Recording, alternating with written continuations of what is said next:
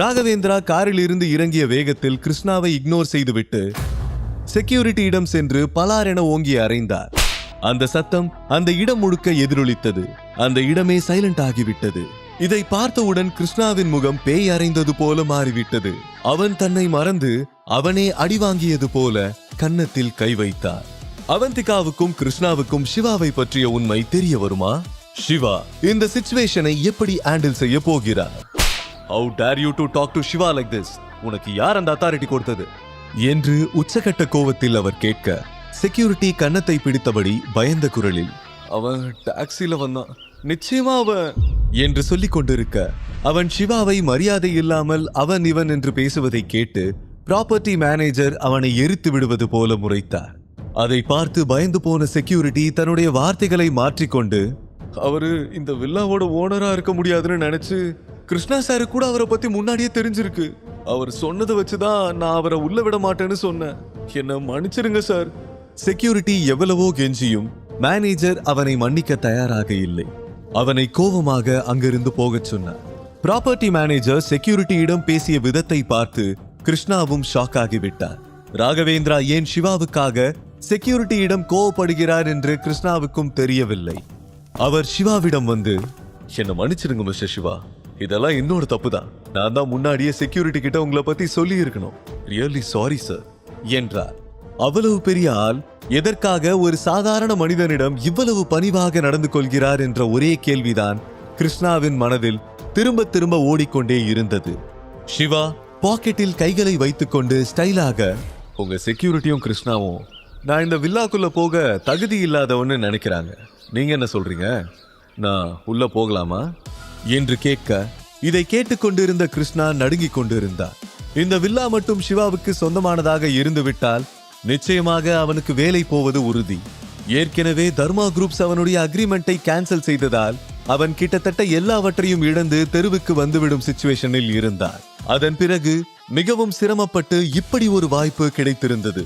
இப்போது இதுவும் இல்லை என்றால் அவனுடைய நிலை மிகவும் மோசமாகிவிடும் என்று அவனுக்கு தெரியும்.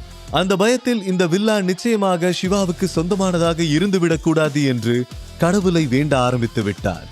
ஆனால் அவன் எது நடக்கக்கூடாது என்று நினைத்தானோ அதுதான் நடந்தது. என்ன கிருஷ்ணா, என்ன இதெல்லாம்?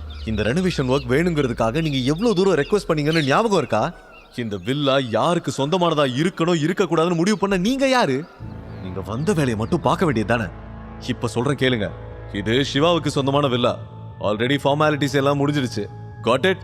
என்று கத்தி சொன்னார்.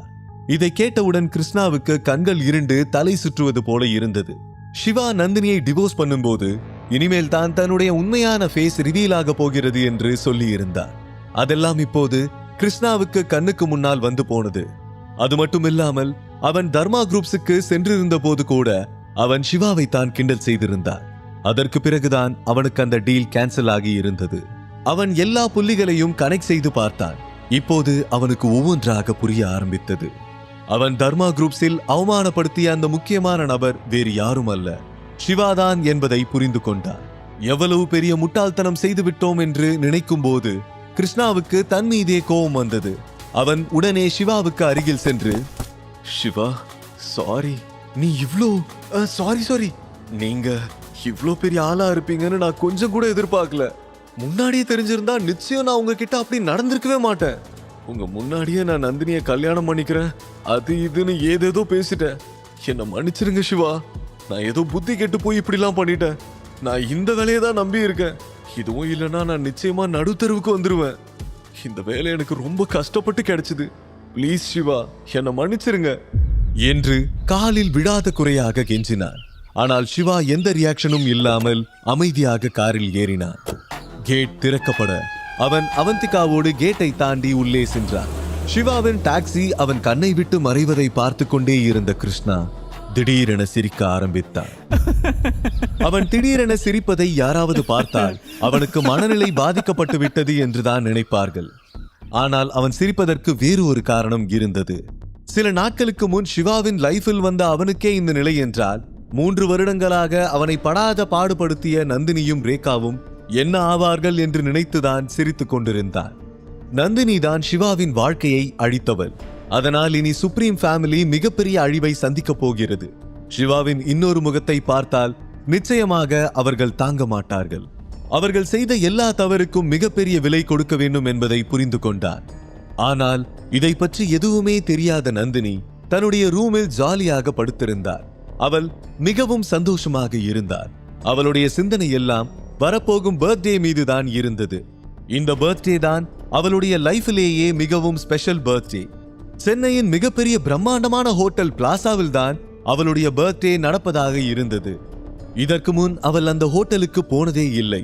அவள் அதையெல்லாம் நினைத்து தனக்குத்தானே சிரித்துக் கொண்டிருக்க ரேகா நந்தினியின் ரூமுக்குள் வந்தாள். நந்தினி, இன்னைக்கு என்னாச்சு தெரியுமா? பெரிய பெரிய விஐபி கிட்ட இருந்தெல்லாம் கண்டினியூஸா எனக்கு கால் வந்துட்டே இருக்கு. இன்ஃபேக்ட் சென்னையில இருக்கிற விஐபிஸ் ஆல்மோஸ்ட் எல்லாருமே உன் பர்த்டேக்கு வராங்கன்னு நினைக்கிறேன். இதுக்கெல்லாம் தினேஷுக்கு தான் நம்ம தேங்க்ஸ் சொல்லணும் என்றாள். நந்தினி சாஃப்டான டோனில், அதுக்கு அவசியம் இல்லம்மா, யாராவது கல்யாணம் பண்ணிக்க போறவங்களுக்கு தேங்க்ஸ் சொல்லுவாங்களா என்று சொல்லும் போதே அவள் உதட்டோரத்தில் ஒரு வஞ்சகமான புன்னகை வெளிப்பட்டது.